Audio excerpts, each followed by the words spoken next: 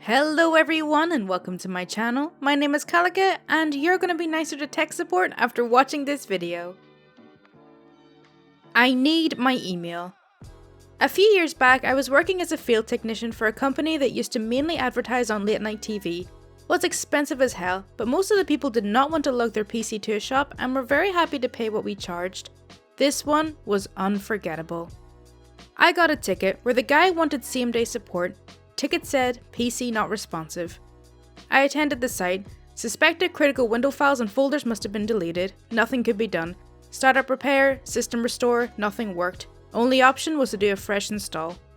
The guy agreed to it, but asked if I could get his apps back. Replied yeah, shouldn't be a problem.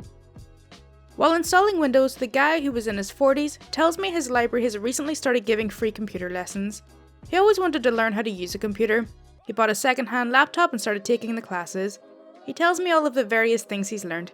Pretty basic stuff. For example, we learned how to add a photo on a Word document. Windows finished installing. I started asking him all the apps he needed.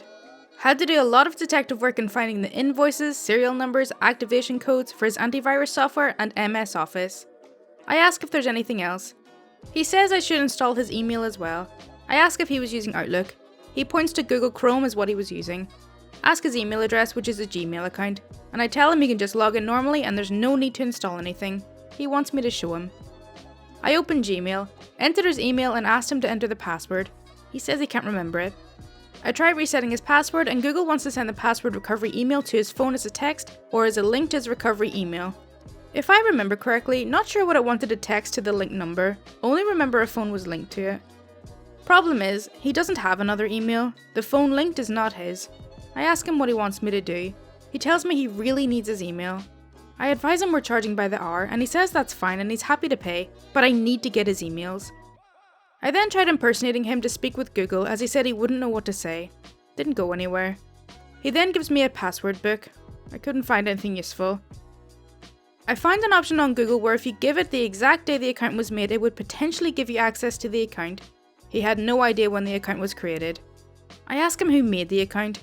Tells me he doesn't remember. Some bloke who fixed his computer a few years back. I ask if he still has the number. He gets his diary and gives me a few numbers. I call them one by one, explaining the situation and asking if the email address starting with AS was theirs, as it was set up as the recovery email for the guy I'm working for. Finally get a hit on the third guy. He forwards me the password reset email. I am ecstatic. Finally got somewhere. I reset his password and log on to his email account and my smile turns to a frown. All his emails are missing. I start thinking, what the hell am I going to tell him now? I wasted an hour for this. The only email I can see is the welcome to Gmail from 3 years ago. I ask him if he knows how many emails he had and if he would know why they're missing. He tells me that's the only email he's ever had and nothing's missing. I think that's one of those situations where you just pack up and leave quietly, then drive somewhere very far away and very remote and just scream at the top of your lungs. At least the guy got paid by the hour, I guess. When someone blatantly lies to you. In my previous posts, I talk about working as a tech support for an ISP, but a couple of months ago I got a job as a service desk for Government Works. Overall a much better job, like way better. But every now and then I still get some interesting calls. I talked to a user and informed her that since we tried everything we could try over the phone, I needed to send an on-site technician. She asked for a case to be prioritised. I informed her that I can't promise that. She declared that it needs to be prioritised because she has called us several times about this. She's called twice. And here's the kicker. According to her, every time she calls us there's always such a long queue. I always have to wait like half an hour just to talk to a human and not some computer. Now, this sounded all kinds of weird to me. First of all, the only computer message we use is, "Welcome to the company service desk. If your errand is about this stuff, press 1. The second thing that was weird was the waiting time. Let me tell you, one of the reasons I love my new job is that most days we get a 5 to 10 minute wait between calls.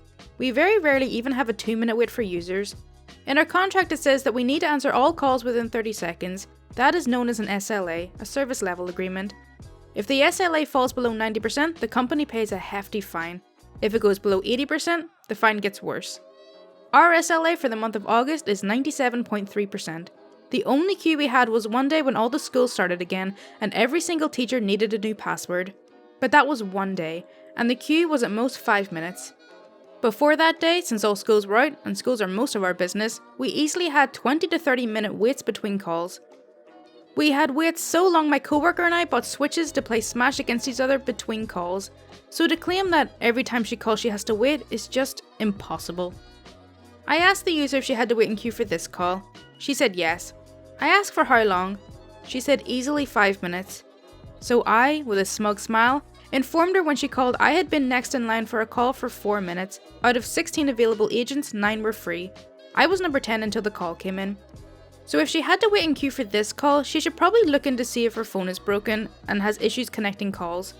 She started to backpedal and said, well, maybe not this time, but several other times. Trying not to laugh about the very obvious backpedal, and I asked her when she last had a half an hour wait. Guess what? She gave me a date that came before the school started. I pointed that out as well, and informed her of the long wait times between calls. And again, I pointed to her phone as the likely culprit. She got flustered, pretty clearly annoyed about her lie not working, and just told me to send the damn technician. I obliged. I mean, honestly, why would anyone think a lie like that would work? Doesn't she realise that we, if anyone, are aware of the queue status? We get briefed each week about our SLA, and the numbers are clearly displayed on a whiteboard when we get into the office. I have enough time between 2 calls to write everything above this paragraph. I heard a bunch of obvious lies and excuses when I worked for an ISP, but this was the first time someone tried to lie to me about something I don't even need to look up to see if it was false. I just knew it was complete bull right away. This was just stupid.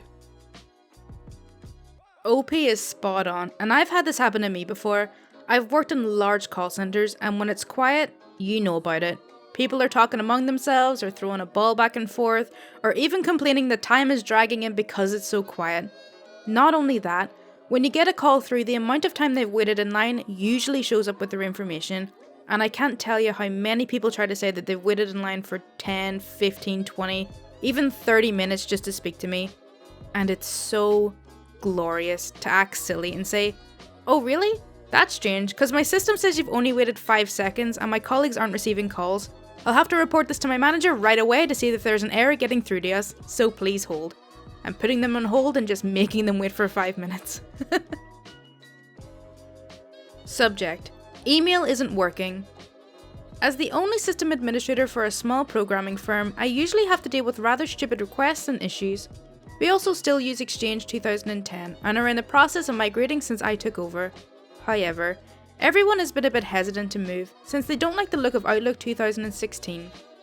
One morning I walk in and everything is business as usual, but I receive a Gmail notification with the subject line in all caps: email isn't working. As I begin walking to my office, the VP of Sales frantically signals for my attention, and knowing her habits as a user, I grimace and brace myself for her usual ineptitude. She immediately starts yelling at me. The email server is down. I just sent you an email to let you know about it. I can't do any of my work without email. This is so frustrating that you guys don't react immediately to this. At my last company, those IT guys knew when the servers went down before anyone else even noticed. You sent me an email telling me the email server is down from your company mail account? Yes, of course I did. How else could I tell you guys it isn't working? Why don't you take these things seriously? She states while rolling her eyes and throwing her hands in the air for added effect. At this point I can feel my frustration in my face and try to compose myself. You sent the email to my personal account. I received your email. Are you seeing any errors when sending emails? Just fix the damn email server. At this point I was speaking through clenched teeth and typed out a quick test email on my company account to send to her. VP, I understand your frustration, but I can't fix a problem that doesn't exist. I just sent you an email on my company account. Did you receive it? Of course it works if you send it. You're the IT guy. I'm going to call the CIO about this. I decided to just saunter over to my office and await the confused and frantic call of my CIO. Instead, I receive an email from him stating, "Don't worry, I know it's working. Just ignore her. She blew a huge deal because she forgot to send an email and wanted to blame it on IT. I checked the mail server and didn't see anything stuck in the outbox. We're all clear." As I slowly chuckle to myself, she bursts into my office, which also happens to be the server room. "You need to set me up with webmail." "You're already set up with webmail. Everyone is. I've already sent out several emails with instructions on how to access it. You literally replied back to me telling me you refused to use it because you didn't like how it looked. Well, I want access again in case the server goes down again and email doesn't work." If the mail server goes down and email doesn't work, webmail won't work. It's the same thing. We're in the process of moving to a hybrid solution to prepare for situations like that, but for right now, there's nothing we can do other than troubleshoot the issues that arise. Then why does my Gmail and Yahoo Mail work? You don't know what you're talking about. We don't have a Gmail or Yahoo Mail server. We don't even manage those. That's completely different from our email. I'm going to tell the CIO that IT is unable to help me. After she storms out, I go about my day, letting the soothing white noise of server fans and constant AC relax me. At the end of the day, I receive a text from the CIO. It turns out she had sent too many emails to a potential client and had gotten blocked, but chose to delete the error messages she was receiving because she thought it was spam. Unfortunately, this was normal behaviour, and since she is close to the CEO, I still have to deal with her on occasion. Wow, she sounds like an absolute nightmare, but at least the CIO knows what's going on and has IT's back.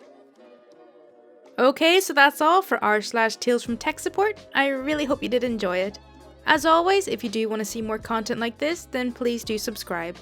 My Twitter, Discord, and Patreon links are in the description, and any support is greatly appreciated.